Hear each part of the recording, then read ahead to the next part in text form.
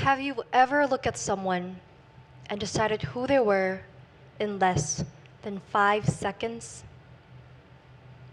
Before I continue, I want you to take a moment and think.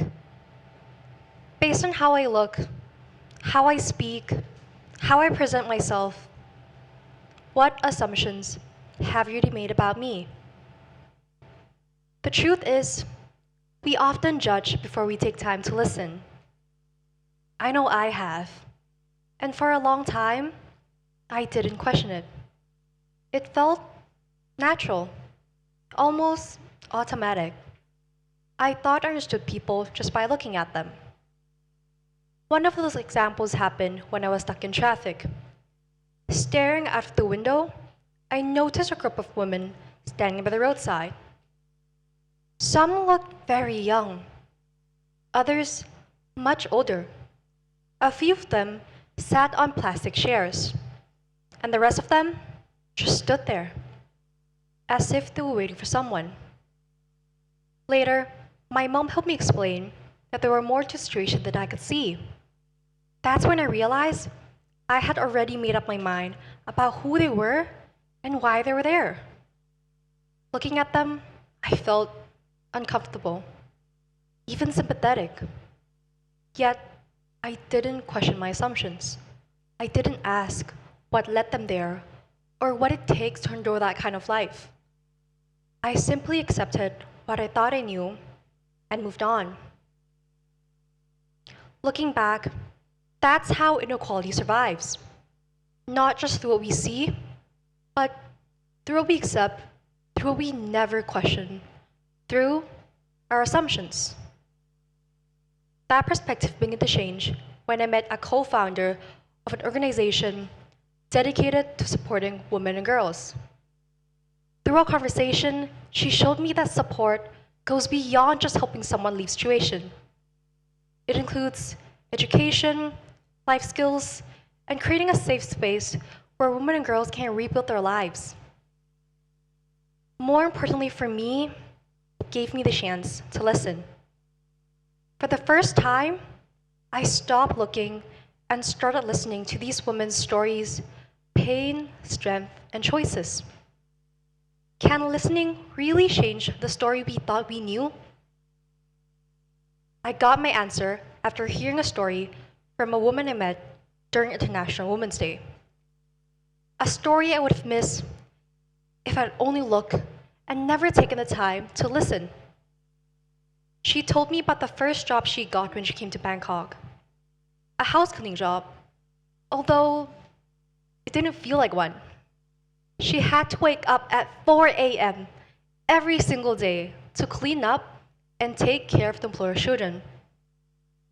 She wasn't allowed to leave the house, and even her phone was taken from her before she started working. During the night, her room was locked from the outside, and when she finally said she couldn't continue, they didn't return her phone. When she asked for her salary, she was paid only 20 baht. That's less than $1, not even enough to get home. So she left with nothing, walking through the city, using the street name she remembered, and asking strangers for direction. At that time, she had no job and no support. So she made a decision. Not because she wanted to, but because she felt like she had no other option. She told me words I'll never forget. She would do anything to survive, but she would never steal or harm others. Today, she works at a cafe, making matcha. She told me that if she had been given that opportunity earlier, she would have chosen it from the beginning. Now, she even encourages others to find different paths just like her.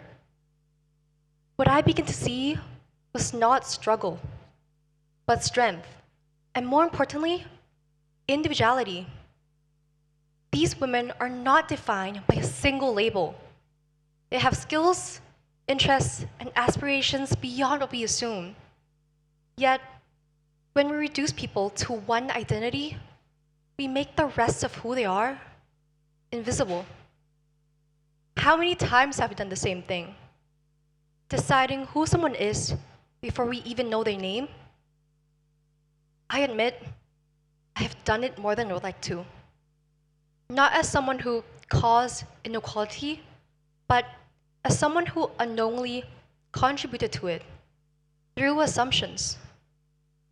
So I ask myself, if I believe I have changed, what can I do differently? That question stayed with me during a dental volunteer trip to a remote district in Thailand. At first, I focused only on the clinical side of the experience. I saw patients with severe tooth decay and untreated dental problems. And I caught myself wondering why many of these villagers did not brush their teeth or visit a clinic earlier for treatment. Without realizing it, I was already making assumptions about people whose lives I did not understand. That perspective changed when I get to hear their story. One woman told me that reaching the nearest dental hospital required traveling over 100 kilometers. Others shared how missing a day of work meant losing income their families depended on. For many families, the free clinic is the only source of care. Those conversations made me realize what I had mistaken for neglect was mostly the result of limited access, financial problems, and circumstances beyond their control. It taught me that true understanding begins with listening. So the next time you see someone you don't understand, pause for a moment. Think about the story you've created. And ask yourself what you might be missing.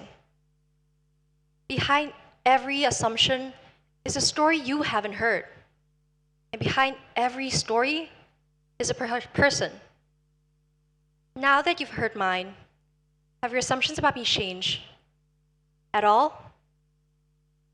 I used to look once and assume I understood everything. Now, I choose to look twice. Sometimes, that second look is the difference between seeing someone and truly knowing them. Thank you.